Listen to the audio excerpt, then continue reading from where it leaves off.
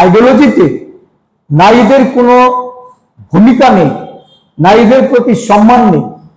যে আরএসএস দল, যারা বিজেপির অভিভাবক, যার সংস্কৃতিতে যারা বলেছে যে মহিলারা হলো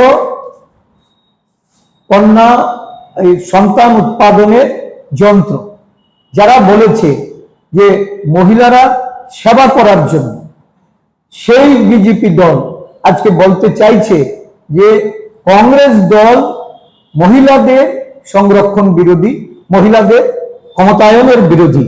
আমি কতগুলি বিষয় আপনাদের সামনে ধরলে এটা পরিষ্কার বোঝা যাবে যে দেশের প্রধানমন্ত্রী একটা সাংবিধানিক পোস্টে থেকে উনি গত 29শে এপ্রিল যে বক্তব্য দেশবাসীর উদ্দেশ্যে রেখেছেন, এটা কোন সভ্য সমাজে সাংবিধানিক পদে অধিকারী একজন প্রধানমন্ত্রী রূপে উনি এই ধরনের বক্তব্য উনি রাখতে পারেন কিনা।